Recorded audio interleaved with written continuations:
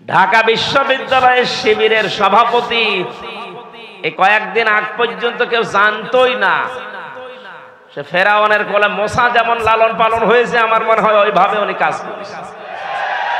তারে তো এ দেশের প্রতিটি জনগণের অন্তত সংবর্ধনা দেওয়ার দরকার ছিল এই কৌশল অবলম্বন করার কারণে।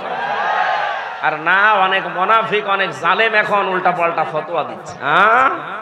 কেন? এতদিন তার পরিচয় গোপন ছিল, এতদিন মাথায় তুলে আপনি নাচিয়েছেন, এখন পরিচয়টা দেওয়ার পরে আপনার কি সমস্যা? কি আমি চাই এদেশে ছাত্র দল যেমন প্রতিষ্ঠিত হোক, আমি চাই এদেশে চরমনার আন্দোলনের যারা ছাত্র আছে, ইসলামী শাসনতন্ত্র আন্দোলনের ছাত্র যারা, তারা প্রতিষ্ঠিত হোক। আমি ওইভাবে, আমার মন উদার, এজন্য চাই ইসলামী ছাত্র শিবির এদেশে ওইভাবে প্রতিষ্ঠিত হোক। আমার তো ছেলে নেই, আমার মেয়ে আছে। আমি চাই আমার মেয়েদেরকে মানুষের মতো মানুষ করার জন্য একটা সংগঠনের দেশে আমার মন মতো আছে, আমি ধাসে ধাসে পরীক্ষিত, সেটা ইসলামী ছাত্রী সংস্থা।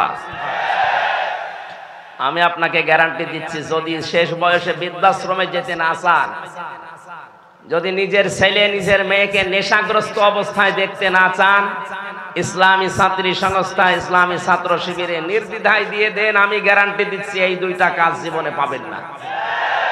একমাত্র ছাত্র সংস্থা বাংলাদেশে একটাই, অন্যগুলো আছে ইসলামী যারা আছে, কিন্তু এটা আমি পরীক্ষিত, এদের ভেতরে কোনো নেশাখোর নেই। আপনি আল্লাহর ওলি দেখার জন্য সেই বরিশাল চলে যান, আল্লাহর ওলি দেখার জন্য চলে যাচ্ছেন সেই চট্টগ্রামে, সিলেটে। কিসের আল্লাহর ওলি? আল্লাহর ওলি আপনার বাড়ির পাশে ওই ছেলেটা যে যুবক মানুষ 5 ওয়াক্ত নামাজ পড়ে আর তাহাজ্জুদ আদায় করে। এটার ট্রেনিং দেওয়ার জন্য ইসলামী ছাত্র শিবির, ইসলামী ছাত্রী সংস্থা, এটা আল্লাহর নিয়ামত। আমি আবার বলছি, ছেলে আল্লাহ আমাকে দেয়নি, দুইটাই মেয়ে, দুইটাকে এরকম জায়গায় ভর্তি করে দেব। আমার জীবনের কোনো চিন্তা থাকবে না যে তাদের নিয়ে, কারণ ওইভাবেই তারা ধাসে ধাসে গড়ে তুলবে। 5 ওয়াক্ত নামাজ পড়লে রিপোর্ট লেখা লাগে যে আমি 5 ওয়াক্ত নামাজ পড়েছি। আমি পরীক্ষিত এই কারণে বলছি, কয়েকদিন আগে আমার একটা শপথ ছিল, কিন্তু হয়নি।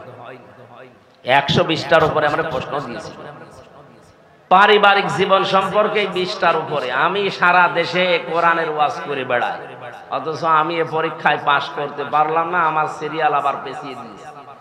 তাহলে যারা পাশ করেছে, ওরা যদি সত্যি পাশ করে থাকে, তারা কোন ধাঁচের মানুষ আপনি টের পাচ্ছেন না? নবীজি যা করেছিলেন, আমার মনে হচ্ছে 1500 বছর পরে তাই করছে এই মানুষগুলো। এমনি এমনি আল্লাহ একেবারে সহজে বিজয় দিয়ে দিল। এর ভেতরে কত ঘাম, কত রক্ত, কত কৌশল, কত বুদ্ধি আপনি টের পাচ্ছেন? 15.5 বছর বহু চেষ্টা হয়েছে, কিচ্ছু হয়নি। জালেম আরো তার বৃদ্ধি বাড়িয়েছে। কথা বলেন। বিশ্ব নবী জানালেন, তোমরা পায়খানা কম বানাবা আর চুলা বেশি বানাবা। ওই সময় আবু জেহেল তো আগেই মারা গেছে বদরে। মক্কা বিজয়ের সময় বেঁচে ছিল, কাফেরদের যে নেতৃত্বে ছিল এই লোকটার নাম আবু সুফিয়ান। খুব কৌশল বস্তু। রাতের বেলা গোয়েন্দাদেরকে 4 জনকে পাঠিয়েছে, যা তো দেখ মুহাম্মদ এসেছে নাকি মক্কা বিজয় করার জন্য, লোকজন কেমন আছে এটা একটু দেখে আয়। ওরা রাতের বেলা একটু হাফসা হাফসা দেখে, পাহাড়ের পাদদেশ থেকে তাকিয়ে দেখছে মানুষ আর কয়জন তো জানে না তাঁবুর ভেতরে, শুধু চুলা গুনতেছে। রান্নাঘর 1, 2, 3, 4, মানে এক একজন মানুষ বানিয়েছে 8টা 10টা করে। 10,000 মানুষ যদি 5টা করেও বানায়, বলেন কত? এই 50,000 গুনতে গুনতে ওদের রাত হয়ে গেছে, রাত 12টা 1টা। একটা কাজ হলো, 5 চুলা যদি এত হয়, মানুষ কত আছে ও গুনে শেষ করা যাবে না। চল নেতারে বলে। নেতারা এসে বলছে যে কি মানুষের পরিমাণ আমরা জানি না, তাঁবুর ভেতরে কত কি আছে, খালি চুলা গুনিছি। রান্নাঘর গণনা করতে করতে রাত প্রায় অর্ধেক হয়ে গেছে, আমরা চলে আসলাম। মানুষের হিসাব আমরা জানি না। ধমক দিয়ে বলছে, পাঠালাম তোদের মানুষ গণনা করতে, তোরা চুলা গুনলি, তোদের দিয়ে হবে না। আরো নতুন 4 জনকে ভোরবেলার দিকে পাঠিয়েছে, যা এবার দেখ। নবী যে জানিয়েছিলেন পায়খানা কম বানাবা, আর এরাতে যেহেতু এ কাজে সবার যাওয়া লাগে, প্রাকৃতিক প্রয়োজন, এক একটা পায়খানার সামনে দাঁড়িয়ে আছে 200, 500, 700 করে। ওরা গণনা করছে লাইন, 4-5 লাইন গণনার পরে চিন্তা করছে এ তো কয়েক হাজার হয়ে গেল, আর তাঁবুর ভেতরে যে কত আছে ও আল্লাহ জানে, দরকার নেই। যে বলছে কত মানুষ আছে গণনা করতে পারেনি, কিন্তু পায়খানার সামনে যে লাইন 4-5 লাইন গোনার পরে আমাদের আর সহ্য হয়নি, চলে এসেছি। গণনা করতে পাঠালাম কি আর তোরা গুনলি কি? তোদের দিয়ে হবে না, আমি নিজে একা যাব। সকালবেলা গেছি, রোদ পড়ছে যখন চিকচিক করে তরবারির উপরে 10,000 মানুষ দাঁড়িয়ে আছে সকালবেলা। হযরতে আব্বাস রাদিয়াল্লাহু তাআলা আনহু আসছিলেন এই দৃশ্য দেখার জন্য।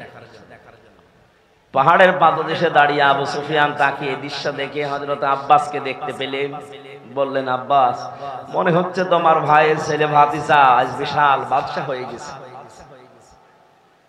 তার মশান কি 10,000 তরবারি নিয়ে একা একা গিয়েছিল, অথচ আজকে এসেছে 10,000 মানুষ নিয়ে। হযরতে আব্বাস ওই দিন বলেছিলেন, আবু সুফিয়ান, তোমার চোখ তোমাকে ধোঁকা দিচ্ছে, ভালো করে চোখ মলন করে আবার একটু তাকিয়ে দেখো। এর নাম বাদশাহী না, এর নাম নবুয়ত। নবুয়তের শান আছে, এই জন্য তুমি এখনো দাঁড়িয়ে আছো। নবুয়ত যদি না হতো তাহলে তোমার মতো কাফের এই জায়গায় কল্লা নিয়ে বডির উপরে দাঁড়িয়ে থাকতে পারতে না। আগস্টের 5-এর পরে যারা ইসলাম বোঝেন না তারা কিন্তু উল্টাপাল্টা শুরু করেছিলেন, কিন্তু সত্যি যারা ইসলাম বোঝে 152 জনের ভেতরে 108 জন যারা তাকান তো, তারাও ঠিক এইটাই কায়েম করেছে। তারা দেখিয়েছে, কিন্তু একটাকে হয়তো মানে বাড়িতেও রাখা যায় না, জান্নাতে রাখা দরকার।